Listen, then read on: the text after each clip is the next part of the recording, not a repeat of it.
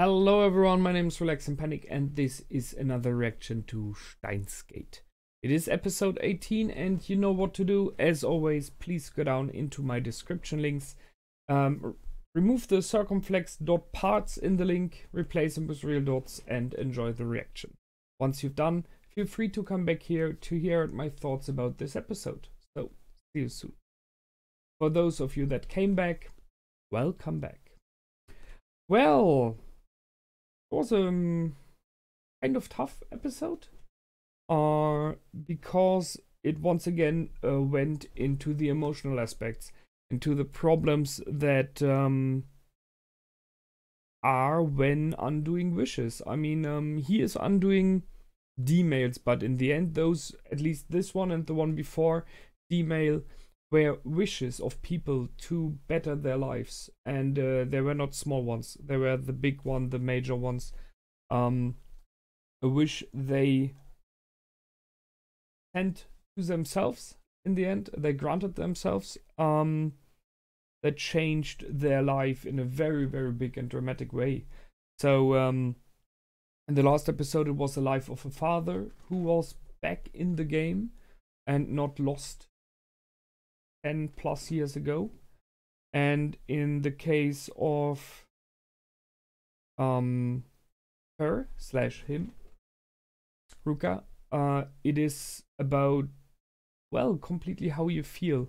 So it was a fact, if you're trapped in the wrong body. It is a thing which is very hard to come by with.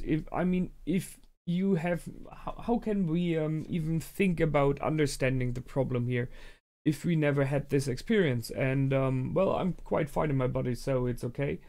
I know some people from the LGBT movement, and I had the privilege of meeting a person who is, I don't know if transgender is right, I'm not sure about that, but someone who was born as a male and chose by herself to become a female later on. A very nice and kind being. So I can at least a bit try to understand what this is about. But to grasp this concept completely, 100%, is nearly impossible. Here it is slightly different because Ruka, when we met him in this case the first time, was a male who completely looked and acted female, and as far as I understood, felt very, very female in many aspects. Was aware of being a man, but feeling wise and behavior wise and everything was way more female than male.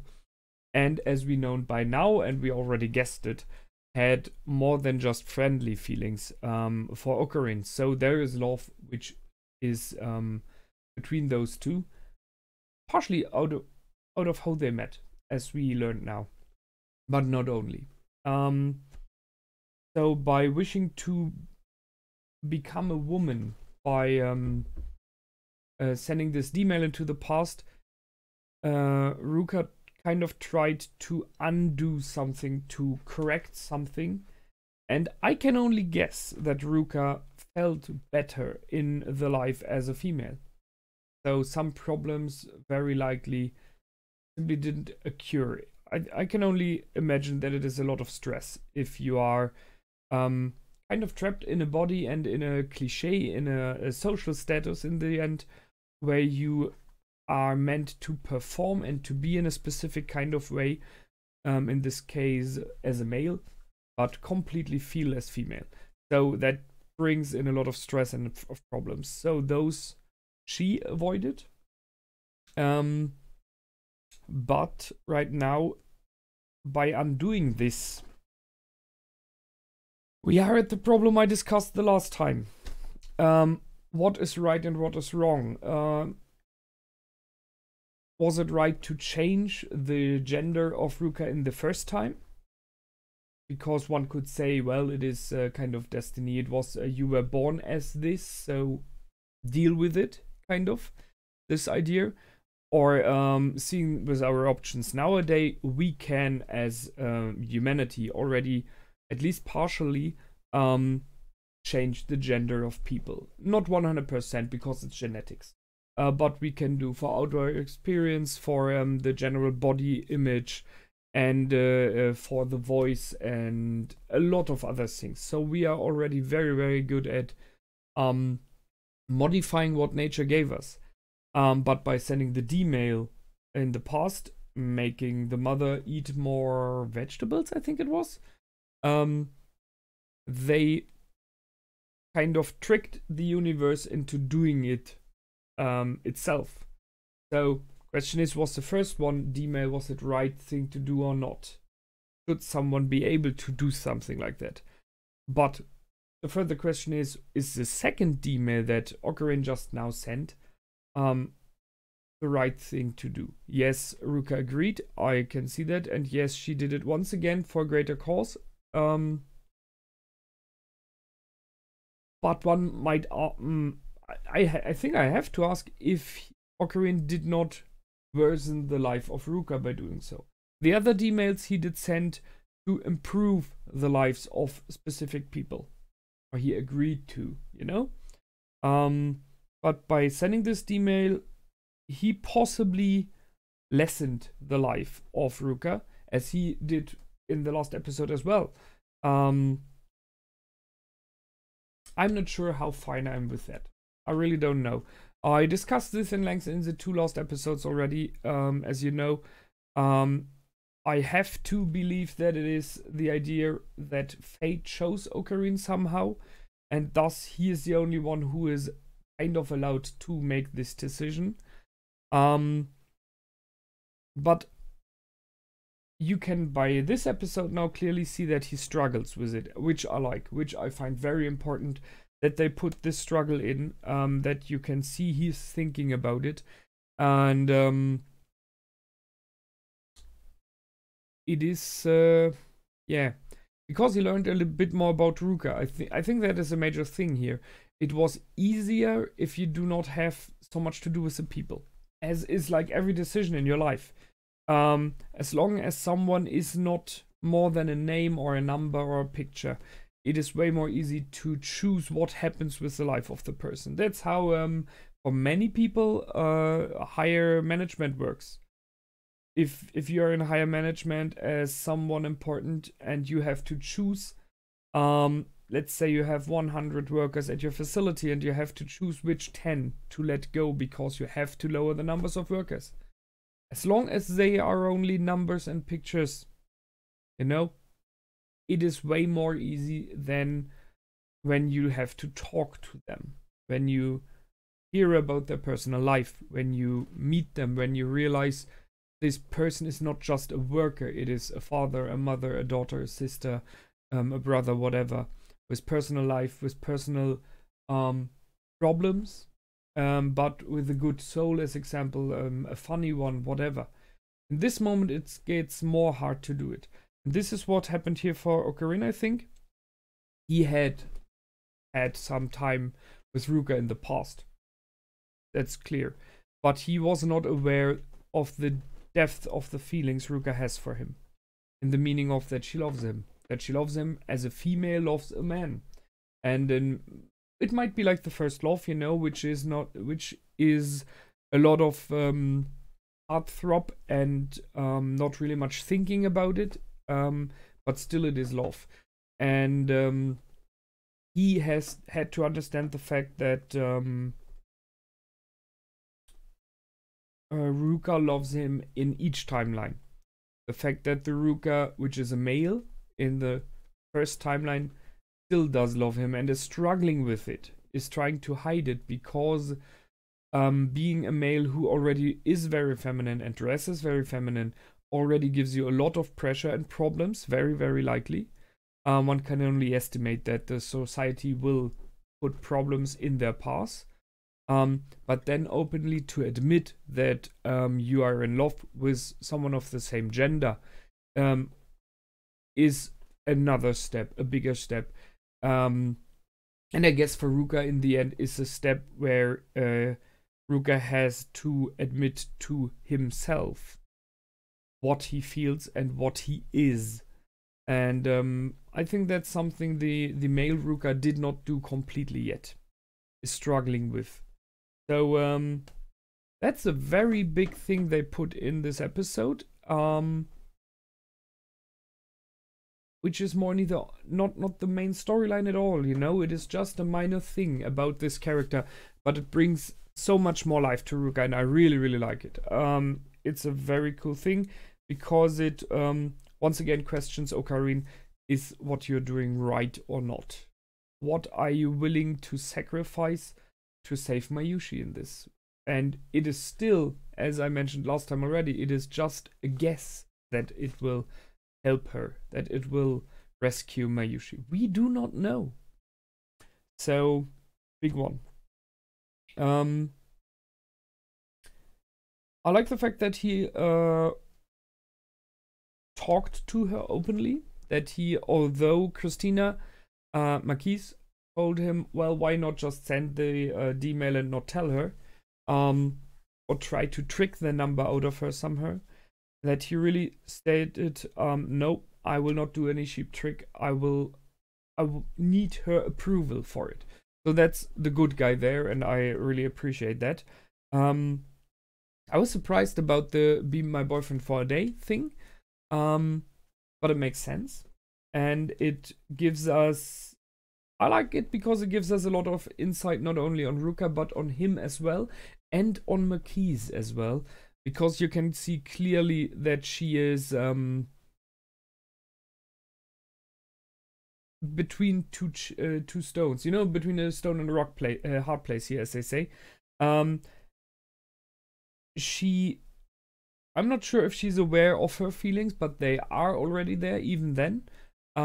So Marquise likes Ocarina as well, and the fact that they are both virgins and they both never had a date and they both are very unsure how to handle it is the one thing. So in many ways this date is like a date for her as well, because she watches him having a date and tries to help him.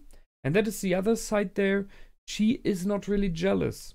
Out of a simple thing, she knows what it is about, and I think she likes Ruka very much as well, and is aware how important and how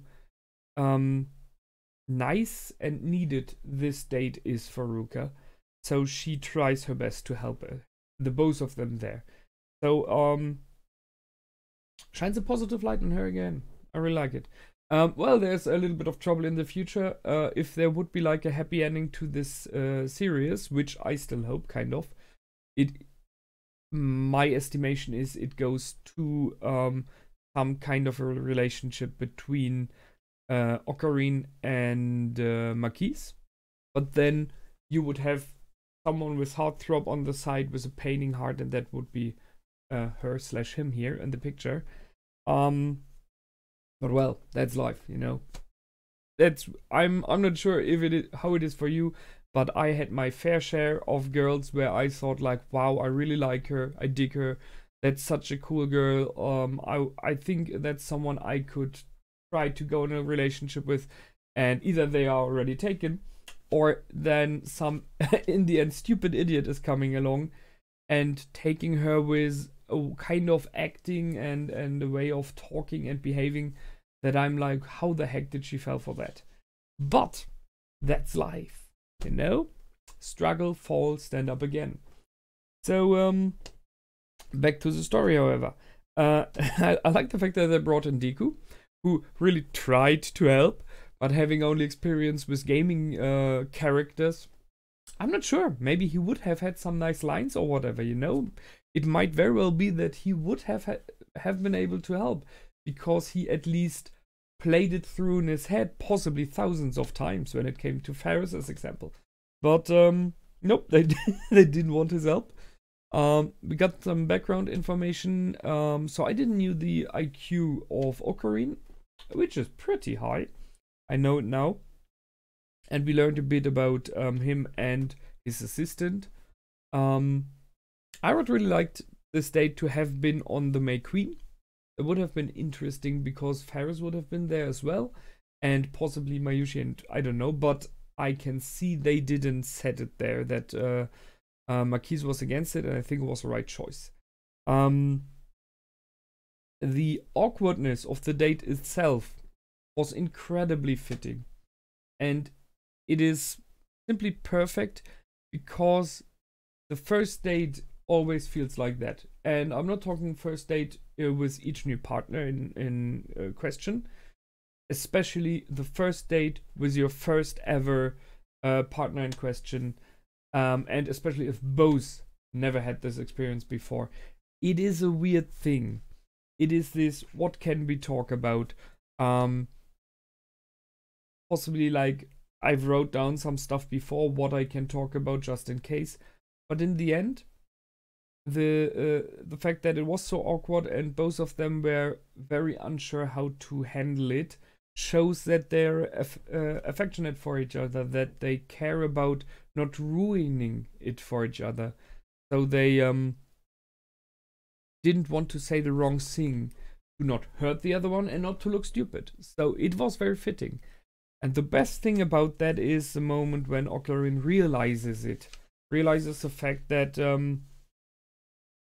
as he stated, he wasn't himself on the date, which is not completely true. It was still him, but it was him trying to be a perfect version of himself. One that is not freaky, one that is not weird, one that is not, a slanky guy falling over all the time. So he tried being that. But you have to admit, the girl that Ruka, the man that Ruka fell in love with is not this, business guy he tried to look like. It is the weird, very weird scientist who thinks of himself as a mad scientist, who claims to do time travel, who plays strange fantasy sword fighting games with her while she's training. That is the one that she in the end fell in love with. Yes, the one she met the first time, who rescued her from those photographers, is why she opened up to him. Because he came to the rescue, the shining knight in armor. It is this thing. But he then later on learned who he is and how he is. And that deepened the feelings. And that's the one that he is. That's the one she was looking for. You cannot choose in case of your partner which sides on him you like, and can only have those and ignore the others. We are human beings. We are not perfect, We might try as we want. No one is. We all have our good and our bad sides. So by admitting that to himself and to her, and just running to her at the temple, at the shrine, and in his normal lab coat dress, and having the sword play with her again, the training with her together, spending time with her. That's it, that was the best thing about the date. And she then opened up. And if he wouldn't have done that, he wouldn't have learned about that the IBN broke because she was cleaning it. I would have liked, by the way, if they would have gone into an alternate option there. Yes, he's undoing the D-mail. That is what they went for. But what if he stated, I broke the IBN and I didn't want to tell, so I hid it somewhere? That would have been a perfect solution. And her opening it up this way, telling him because she trusts him now, because she feels the deep feelings to him, and the fact that he came back after the date to spend time with her.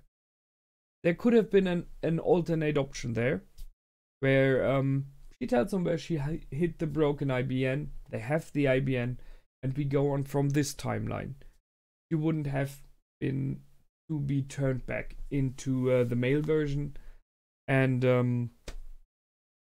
it would be more for my heart, who always likes the sugar-coated endings, so that's why. But just thought about that they would go for it. For like a minute I thought this might be where they're heading for, but nope, they went full force, removed D-mail, let's go further.